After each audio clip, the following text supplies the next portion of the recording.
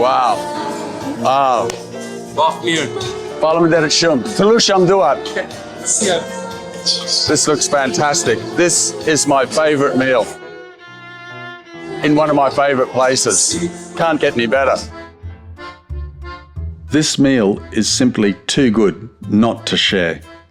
So I invite the crew to join me. We settle into a wonderful evening.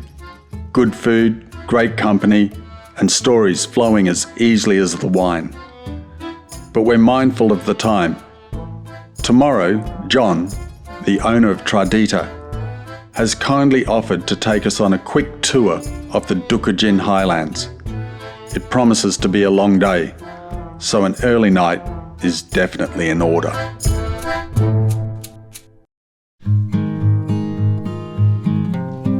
As we leave the city behind and wind our way up into the Dukagjin highlands, the landscape begins to change and the temperature drops.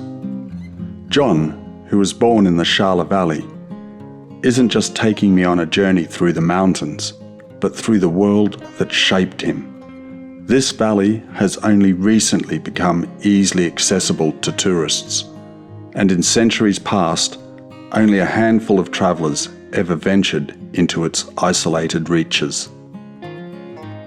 So you are welcome in the Dukagjin area. This is the Shala Valley. So in this area, the enemy, the occupator are never coming, never the Byzantines, never the Romans, but never also the Ottomans.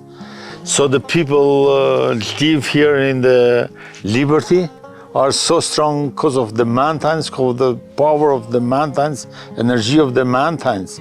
So the people in the belief are between nature and the Christianism, but more, I think it's more percent to the nature, to the energy of the mountains.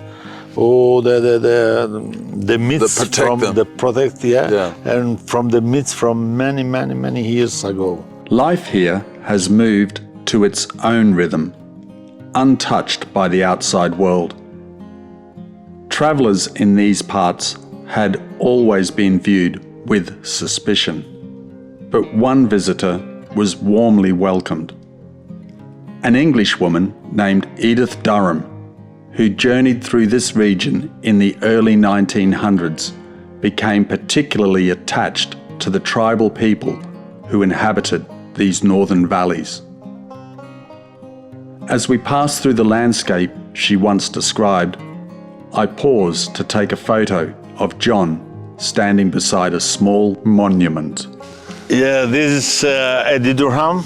She was a missionary from England. She spent a lot of time in this area, especially in the north of Albania, but most of the time she spent in the Shala with the people here. It was really in love with the people here, with the zakons here, I mean the kutums and how the people live, how the people change. She recorded all this. Yeah. All this, and she wrote about that. They are so proud. Yep. And they wish the God, or they pray to pray to still in the peace, because she was really something for the people here. For the people here. Yeah. She was really close to them and loved them dearly, didn't she? Yeah, it's like, so much. And the very first book that I read about Albania was Hi Albania by Edith Durham. In her book, Edith Durham recounts her time among the tribes that inhabit the mountainous north, recording their laws, customs, and way of life.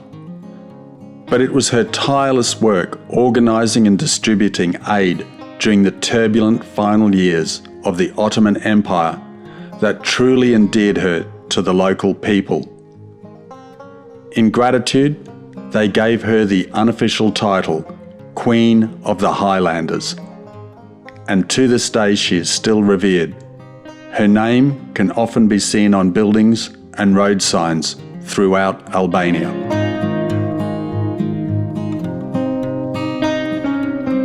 The highly respected academic Robert Hackman identified over 60 tribes in this region of the Balkans, each with its own distinct culture. Their strict codes of law and tradition offer anthropologists a rare window into Europe's ancient past.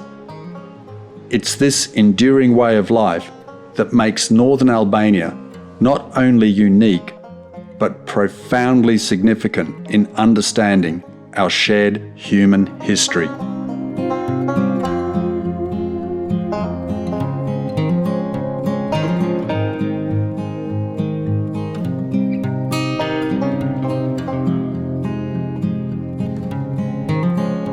The day quickly slips by as I listen to John's many stories of life in the mountains, all while taking in the breathtaking scenery around us.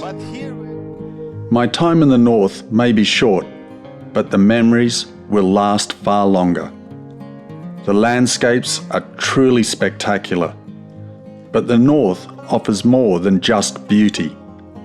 It's a region rich in history, arts, and culture, and above all, in the warmth and generosity of its people.